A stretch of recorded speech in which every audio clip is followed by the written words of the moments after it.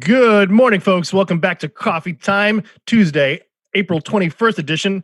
Happy 420. Again, it was yesterday, but it's a whole week. Actually, it's a whole month this year. So, hope you guys are, and it's legal in Massachusetts and Rhode Island and some other states. So hopefully everybody's enjoying themselves and, you know, doing the thing. But anyways, we're going to be on today with Jordan Chabot of the Speedwell Tavern. And Jordan and I go pretty far back, couple 2-3 years. And here he comes on. Here, Jordan, welcome to Coffee Talk. Sorry, Coffee Time with Almeida. I don't even know the name of my own show. All right. Awesome. Looks like you had a lot of fun on 420, buddy. A little rusty, huh? Ooh, still feel. I think I got a bad connection going here. You guys seeing me okay? I think I got kind of a bad connection. You're a little janky, but like you look okay. It's like it'll probably come back. All right, I think so. Yeah, you keep cutting out. I just want to make sure I don't miss anything you say, but I think we'll be all right. I got everything you're saying here, so okay. Yeah, okay, perfect. That's all. I think we're back. Doesn't matter about me; it just matters about you right now. Okay. That's the way I feel. So welcome to Coffee Time. Do you have a coffee? Do you already drink your coffee? Yeah, I did a little what do they call it? Bulletproof coffee this morning. I think you were the first person to ever show me that. You came in with like a turbinado coconut oil coffee one day, and I was like, you know what? I've been doing the keto thing. So yeah, I had that at about 6 a.m. this morning. I'm crashing already a little. Oh, really? Yeah. Well, you get up early too, right? I get up pretty early. You get up probably pretty early. You up 6 every day? Latest I've got up in a while because this quarantine thing's screwing me all up. But yeah, I'm an early bird. I get up when your chickens get up. Yeah. Actually, I woke up before the chickens today. I was surprised. And then I drank some water. And I'm like, you know what? All my stuff is pretty like ready for the show this morning. And everybody's still sleeping. I'm like, I'm going to go back to sleep. And then I fell back to sleep till like 8:15, which is, you need the extra rest. This is the time. Get the extra rest if you can afford it, Judgment-free zone, baby. So we've been on each other for probably about, I was doing the math earlier today, at least probably about 5.5 years, almost 6 years, I think. I met you before, right after you opened Speedwell, I think.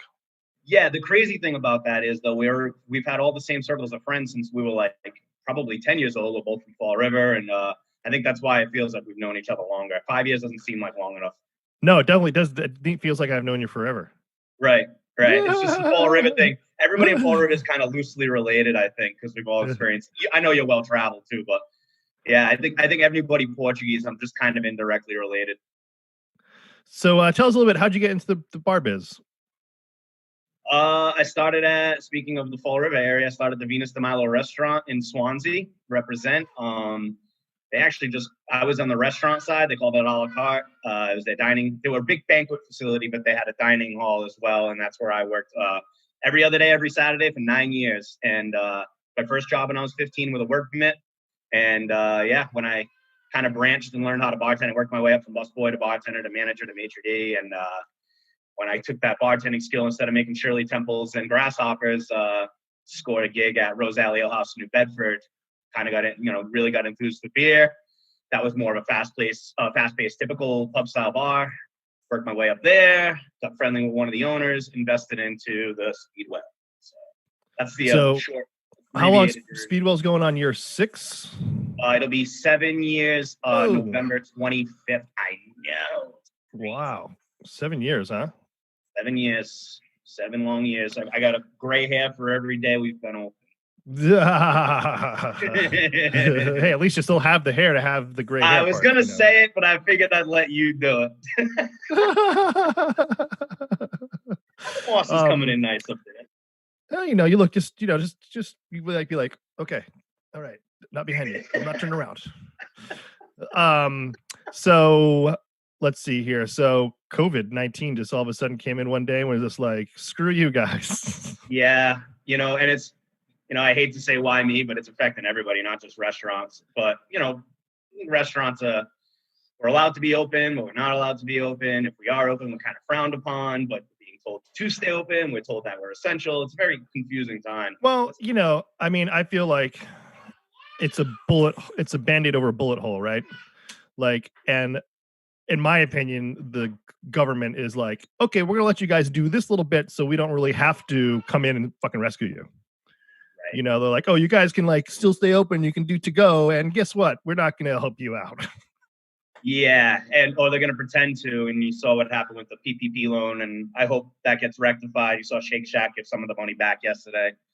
People that aren't in the know about that, we were given the opportunity to take out loans with a strong possibility of being forgiven, and payment protection loans, payroll protection. I'm sorry, and all the big chains and all your corporations and all your chain restaurants, your Applebee's, your Ruth Chris Steakhouse, not your little neighborhood bar that's sponsoring your Little League team. These big corporations that are worth billions got all the loans, and there were nothing left for us. So, and the crazy part is, I thought that like if you had like a certain amount of employees, like 5,000 or more employees, you didn't have to do the paycheck protection thing. I didn't think you had to pay your employees. You could just lay them off. You know what I'm saying? So right, it was 500. Oh, 500. Yeah, right. 500 was the cap. So these people, yeah, and so these restaurants either like use the franchise tag or they finagled their payroll to make it look like they had 499 employees and had all their big wig lawyers and bankers get their loans put through before ours, and it sucks. But whatever, we don't need them. So yeah, well, I mean, go ahead. Oh, I'm sorry. I was just gonna say, I hope that people remember this after this. That chain restaurants, what they're really after. You know what I mean? They're not trying to serve you, chicken flingers and breadsticks. They're just trying to take your money, man. No, they're trying to take your money. They're trying to give it to their shareholders, and they're trying to give it to their upper executives. That's all they're trying to do. Right. They don't care. They probably very little care about their employees, and they definitely don't care about the communities that they're in. So I'm always been anti-chain. I do go to like places sometimes if I have no choice, but when it comes down to it, I'd much rather go to a restaurant where I know the owner. Right. I agree. I agree. And I think you saw the local movement, and you guys at Tasty do it probably better than anyone down here. But that local movement I think it's really going to pick up some steam. I was talking to Chef Michael Morway yesterday on the Bar Talk podcast, and he really thinks after this, people are going to start thinking back of what the corporations did and respect their locally sourced produce and goods and restaurants and the neighborhood bars. And I hope that's the case. We could use a little more support after this. That's for sure. We got to open up people's eyes. I feel like at the Tasty, it's a one-to-one experience. So we have an experience with somebody and we got that person. No, it's the next person. And that takes a really long time, right? But eventually it snowballs, and people don't realize how many amazing local farms that we have access to, or how many really amazing, like you can literally go downtown Plymouth and have dinner somewhere different every single night, probably for 3 weeks at least. And if you're willing to go down the waterfront, you got a whole month, at least. Right. And they're all good. They're all good. They're all doing, their own thing. And, you don't need to go to chains, man. No, you don't need to go to chains. And and the thing is, like, so much of our community depends on their employment through these spots. I mean, I don't know the number of service employees that Plymouth has, but it's got to be in the thousands. Yeah, absolutely. They're all struggling right now. So yeah. Tell us a little bit about what you're doing at so you guys aren't open every day of the week. You guys are open a couple of days for takeout, right? Yeah, we're just building it back up from the ground, man. We've always been built pretty well for takeout, but I don't want to like rush back in. We sanitized the entire restaurant. We took a week and a half off, and not that it's not a clean restaurant, but we wanted people to feel like we were taking this shit seriously, and we are. But yeah, we're open Tuesday day, so I'll be open in a couple hours from 11 to 4 for a lunch. That's more for people that we were targeting, people that work in town still. A lot of the office workers and stuff that is still posted. They were grabbing lunch at our places every day, and now none of the places are open. So we figured that'd be a good slot. And then starting this week, we've added Thursdays. So we're doing Thursdays 2 to 8, and we're gonna. You heard it here first. Breaking news on the Almeida Coffee Talk podcast, but we're collaborating with Tatum from Craft Beer Cellar, and we had a big promo. Chris used to bartend here, Beer and Burger Thursday. Yeah. So people basically, if they buy beer on Thursday and bring their receipt over from Craft Beer Cellar, they're going to get a discounted burger here on Thursdays to go, seeing as how we're not doing the liquor to go here. And then Fridays we're open from 4 to 9. Those have been nuts. We may have to add a couple phone lines, maybe another kitchen. And then we're open one Sunday a month. But that's it. It's limited. Maybe, I think, 20 hours a week total now that we're open. And how how do you get the staff? You obviously you have people, you have someone cooking, you have someone working the front, like the register, so how do you work that out? So we have started with one person on the bar just bagging and answering the phone, and then it just got way too crazy, especially Friday nights. So now we have two on the bar, which is nice. And people have been tipping extremely generous. So those have been lucrative shifts for my staff. And even though maybe getting one, maybe two shifts a month right now, it's enough to kind of put some cash in their pocket and keep themselves afloat outside of unemployment. And if their hours are limited, they can punch in and it doesn't affect their unemployment. So same thing with the kitchen guys. There's two kitchen guys. They keep their hours limited per a week, so it doesn't affect their unemployment. But they will leave with I'd throw them a little cash too. Just for coming in. I get a percentage of the profits, and then we get a couple bucks to keep the lights on. It's more so basically to just keep the building from going stale, keep my staff engaged in seeing each other so they don't lose their minds, and put a little extra cash in their pockets. People are pretty much breaks even on these takeout days, but we got a little rainy day fund that'll keep us going through this, so I'm not too worried about it. Well, I feel like, obviously we all want to make money, but right now, if you can break even during this time, then you're doing okay. Right. I know it sucks, right. And but still paying rent. So yeah, you're still paying rent. You're still paying rent, and you're still, you keep the lights on, right? And that's it. Hopefully, within the next couple months, we'll see an end to this. But what do you feel like? What does downtown Plymouth look like to you right now? It's eerie, man. It looks like what it looks like at 4 a.m. Actually, even slower than that. It's odd. The whole tumbleweed scenario is very strange because I feel like we were in the middle of the Renaissance down here. We were about to start the 400th anniversary of the Mayflower landing here. 2020 was supposed to be a big year nationally for Plymouth, and the restaurants were all thriving. As far as I know, I'm friendly with all you guys, and everybody looked like they were doing pretty well, and we were gearing up for a big year. And you look outside, and it's like, looked like the Olympics happened last year, and now we're stuck with a bunch of white elephants. It's very strange. Yeah, it's very strange. Dude. It's crazy because one day, we're the Taste is rock and roll, and we're I don't know if but we're getting ready to open another spot, and literally, it just the brakes come on, and it's just okay, now no one has a job, and it's right. for the first it hasn't very happened to me too many times where I don't have a job and it's someone else's fault. Right. I love you so much. I'm like, what the fuck? It's not even my own fault this time. No. That's a deep cut for people who know you and I really well.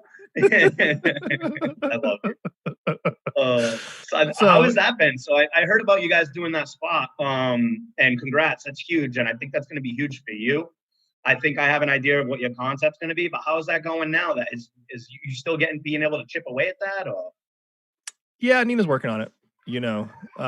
We got a lot of the stuff straightened out before the shit really hit the fan. So, awesome. It's just going to be slow going. We were hoping for a June 1st open, but I mean, right now I would say if we get September 1st, we'll be happy with that. Awesome. Well, if you need anything, let me know. I'm excited for you guys, man, and I can't wait to sit down on one of your bar stools. Oh my God! It sounds like it's gonna be fun. I'm just in my opinion, I think we should just keep it the social distancing thing closed down for a little bit longer to get past the bubble. I mean, we needed probably at least another month. I know it sucks, but it's just kind of what are we supposed to do? Let all of a sudden let everybody come back in, then Jordan Hospital gets pummeled by people with COVID, which is a total possibility.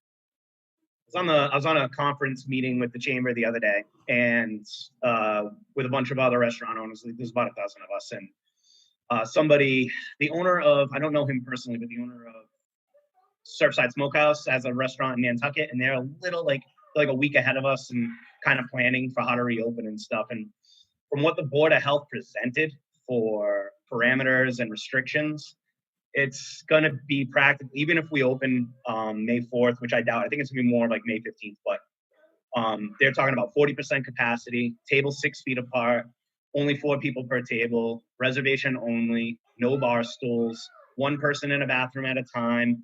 Come on, that's not a party. No entertainment. That's not a party. So for everybody, one person in the bathroom at a time. That's not a party. In the streets. What kind of place is this? No. It's going to be really weird. My capacity is 99. It's going to be really weird because that's 40%. So that's including my staff. So I'm going to have 30 guests in here. It's going to feel weird, man. Like you said, it's not going to be a party. Like, how do you, okay, first of all, how do you staff that? Right. How can anybody make any money if they're actually working? Are we going to have to wear like masks and gloves behind the bar? That was the part I also missed. Yes. So masks and gloves, even though you can't get masks right now, they're going to require, and my wife's making them like crazy. And I did score a box through my food purveyor, but for my staff. But yeah, that's going to be a requirement. You're going to have to handle even servers. Like when you go into your tables and interacting, you're going to have to wear a mask and gloves. And that might be the norm now, for a while. I just want to get this straight. So like when you bust a table, you have to change your gloves, right? Yeah, I would assume so, right? Yeah, and just like you wash your hands when you bust a table, now you can't wash your gloves, so you're just gonna have to change your gloves. And I'll just have glove stations all over the restaurant. I have 2 hand sanitizer stations now. Those will be there permanently. I don't care how long this thing. I think that's just gonna be the norm from now on. And do they have any timeline on how long that servers will have to wear gloves and masks? No, but it sounds to me like it's gonna be an indefinite thing because it doesn't cost anyone but the business to make that an enforcement, and it makes it look like, and I think it's necessary, and I'm not trying to sound cocky, but if 4 months from now this stuff's really cleared up, I think we're still going to have to do it for a while, and it's going to be more preventative, and it's going to be more about presentation and perception. It's going to be, we don't want this to happen again, and throwing a Band-Aid and gloves and masks on it is going to prevent it. It's going to cost the restaurants a lot of money. And it's going to be hard. We're going to be all fighting for masks. It's going to be nuts. So. Well, I just read this article about how, we can reopen, but like you said, there's no masks or gloves available, and it's going to be like the wild, wild west of trying to get supplies. Right. And is the Board of Health going to come in? If I'm hand making masks, so my wife's hand making masks, are the Board of Health going to inspect those? Like, there's going to be obviously a standard mask we all have to wear. So the efforts everyone. Is the one person that works for the Plymouth Board of Health that goes and does inspections, are they going to inspect all the masks? Right. So what's the standard there? And COVID cleaner too. They're gonna, I don't know if they're gonna supply it and we have to buy it through the town. This is what Nantucket's presenting, so I don't know what Plymouth's talking about, but I hear it's something similar. That they're gonna supply a special cleaner called COVID cleaner that you have to use on surfaces and stuff. So my multi-quap sanitizer, my surface sanitizer, my bleach, my peroxide-based sanitizer that we use on the reg, even though it's perfectly fine because it's not issued by the town or the government, it's not going to fly. It's that's not going insane. Are they going to have enough for it? They can have enough of it, It's like probably not, man. Oh and that's the crazy thing. It's nuts, but now's the time I'm trying to stay positive.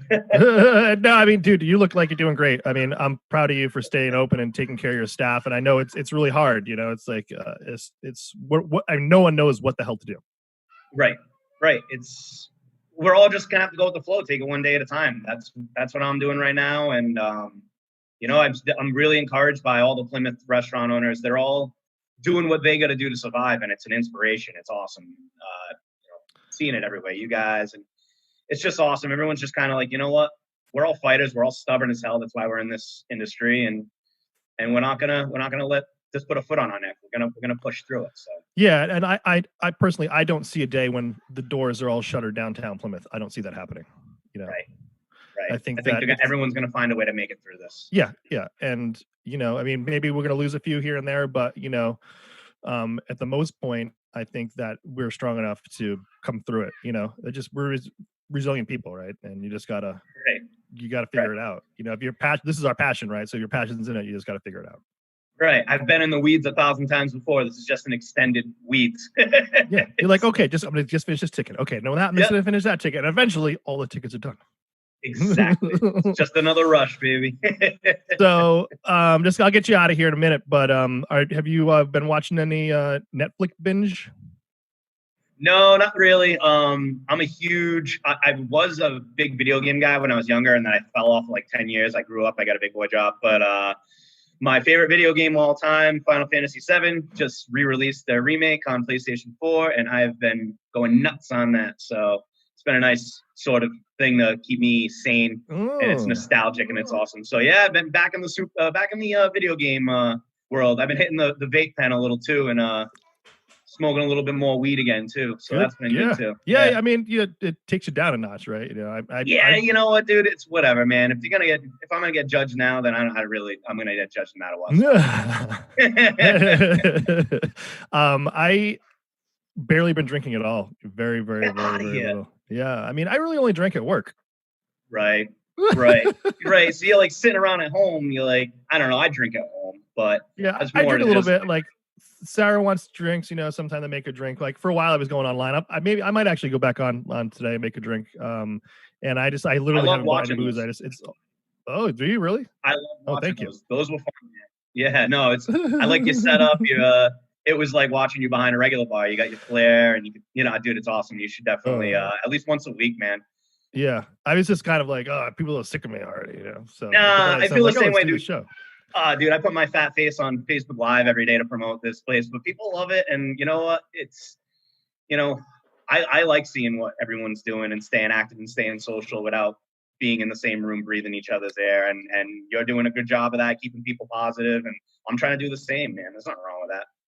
No, I mean, the alternative is just being stuck in the hole, and just being like depressed all day, which, I've been there. We've all been there, and, I think it's a really great time to also just be as creative as possible, like literally it's like I said earlier to you, I created a job for myself with this show here and the government's paying me to do it.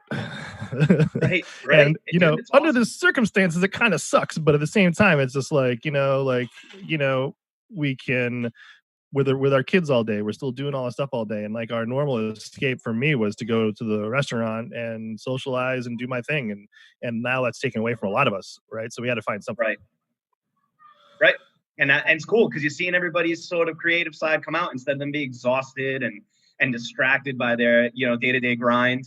And I know we all miss our day-to-day grind or miss the way it used to be, but it is kind of cool because the people who they really are deep down, their creative side, painting, cooking, all that stuff, you're seeing all that, and then they're sharing it. And instead of taking a picture of food someone else cooked for them, people are starting to cook at home, do their own thing, make bread. Like, I don't know, man, it's awesome. I agree. It's fun. I'm never going to creative side. I know this is a downtown business, and I've had a love and hate relationship with this place, but I learned how to make bagels, man. Did you really? So, where's your bagel post? I want to see them. Oh, they're on Instagram. Yeah, I'll send one to you. But yeah, dude, I'm making everything bagels. Like, I mean, it's kind of a pain in the ass, but I'm like, we only eat bagels once a week. I can do this once a week, and my bagels are pretty freaking good. So I wish I wasn't doing keto right now. It'd make you deliver me some. So I should probably go back to that because I feel like we were working in the restaurant and I was running around like a maniac, and then I stopped working, and then my metabolism was probably still going, and I was getting better sleep, so I lost like a bunch of weight real fast. And then the other day, I'm like, why is my shirt not fit again? Because I'm not running around for like 40 hours a week on my feet. You know what I'm saying? Like, I'm actually even sitting down to eat dinner now. That's really weird to me. I know I'm still eating over a trash barrel in the kitchen. I just can't help myself. Yeah, I'm gonna do that. Or I eat over the sink at home. That's just how I roll. Like, what am I doing sitting down? Let's see. Go ahead. We have a question that we missed here. If masks, we probably don't know the answer to this, but if masks are mandatory, will they be? This is from Jason Trendholm too. He was on yesterday. He works at the water treatment facility. If masks are mandatory, will they be provided, or do you have to provide them out of pocket? If I am assuming we're going to have to provide them out of pocket, that is going to be. Thank you very much. Take care, brother. Yeah. You figure if it was mandatory, someone would supply them. But I mean, like you said, we can't even get them unless we're making them yourselves, Yeah, I don't crazy, think that's, crazy. Yeah, well, I just think of it like, look at the regular Board of Health. The regular Board of Health regulations. I mean, you got to provide your own hand soap. You got to provide this. So if they just add it into the regular Board of Health regulations, they're not. Board of Health doesn't provide me with dish soap. They don't provide me with toilet paper. They don't, you know what I mean? So here's another thing. I gotta buy all that stuff as it is. Yeah. So yeah, we're gonna have to supply the masks. And maybe they'll give like one box to everybody to start, and then it's gonna be all right later on your own. But I don't know. Now you guys gotta fight over them. Hey, you know what? Maybe we should start a store downtown that just sells masks and gloves. It's not a bad idea. I know there's plenty of. You could open up right in the dining room at Speedwell. We're not using it. Oh, Jesus. So what's your favorite thing about the pandemic? Like what has it brought? What has it opened you up to? My favorite thing is, and I think Plymouth already kind of had this, but the restaurants, they all loosely compete, but they've always been tight down here. And I think you're really seeing the true colors now, where instead of all of us open every day competing with each other, everyone's sort of got a day of the week. So like I do Tuesday, Carl does his pretzel on Wednesdays, and then some places are open like every day. But we're all sharing each other's shit on Facebook. We're all pumping each other up when our places aren't open. We're like, go see this person. And the true colors are really coming through, where it wasn't just like, I want the public to perceive me as a good person. Like I get along with all the restaurants. We actually all get along. We actually all want each other to succeed. And that's definitely my favorite part of all this is my regulars are coming in. They're taking good care of us. They're running GoFundMes for my staff. The musicians are running GoFundMes. They're playing live shows on Facebook Live. It's just, everybody is just, instead of panicking and being everyone for themselves, they're all coming together. They're all taking care of each other, and we're all legitimately caring about each other. It's just badass, dude. Yeah, that's pretty awesome. And I always considered Plymouth a destination, Right. And this type of thing really shows that the community makes the town. We all need each other, and we understand that if and when this does all blow over, if half these places are closed, we're not much of a draw anymore. We don't want to go back to 15 years ago where there were 3 bars and everything else was boarded up and there was a couple of antique shops. I mean, we worked our asses off for this momentum. I had my busiest week ever the week before this all happened, and I think a lot of other restaurants are feeling that too. We're on the brink of St. Patrick's Day. We closed on the day before St. Patrick's Day. It's nuts. Seriously, February, the Tasty, man, we were like crushing it. We've been crushing this whole year, and we're getting really great momentum heading into year 4. And it's just kind of like all of a sudden it's like, you're doing amazing, and it's just like a bomb drops on you that you had nothing to do with you, and just like, okay, like we never would have thought this would have happened. All that hard work, all that momentum, all that grind every single day, not really knowing where it's going to take you, but just trying to push and not, like I said, we all friendly compete. And my biggest motivation is seeing what you guys are posting and Malabar and Blue Eyed and Craft Beer Cellar. And I'm like, I got to stay fresh. I got to stay up on top of my stuff. We're all pushing each other. We're all in like running side by side on the same path. And then all of a sudden, barricade. It's like, yeah, it's like, well, I mean, hopefully there's going to be some light into the tunnel soon and we get back to it and we're going to have a great summer. Right. And we're going to make the best of it until then. Like I said, there's a lot of positive that's coming out of this. And I'm just really inspired by you and a lot of the other people in town, and keep it coming. Well, I'm very inspired by people tipping on to go. Yeah. So you don't even have to chase anybody down the street and shake them down. Hey, get back here, young man. Hey, do you want me to block your phone number? You need it more than I do. Miss those days, brother. Dude, I miss you so much. All right, dude. Well, hey, when I tell everybody that cares, I said hello. Yeah. Okay, I will. Classic Almeida. Hey, I'm running a Portuguese steak special in your honor today, so check. Oh, you are? Yeah, it's like my French Fry Tuesday special. So it's inspired by Almeida. I'm trying to get Bobby to come do that for the show. I want him to do a little like a 10-second clip, and he's dodging me. By you. I've heard him do it. Yeah, tell him he has to do it for the show. I need him. If you can get video of him doing that, I would love it. It'd be amazing. He dodges. He's been in here a couple times to pick up takeout when I'm on live, and he dodges the camera like a ninja. Hey, Jordan, you can't have me on that because I don't want people seeing me on the Facebook.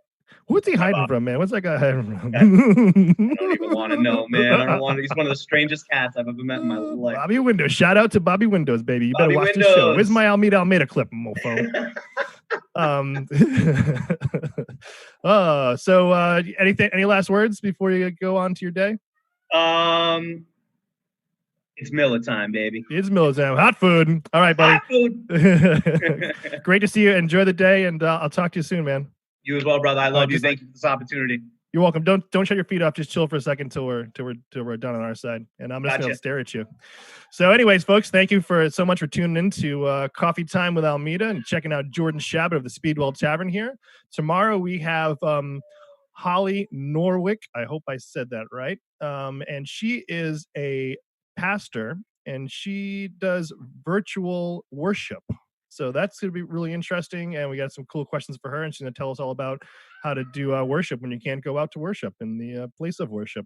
And now I leave you with comedic genius Josh Bell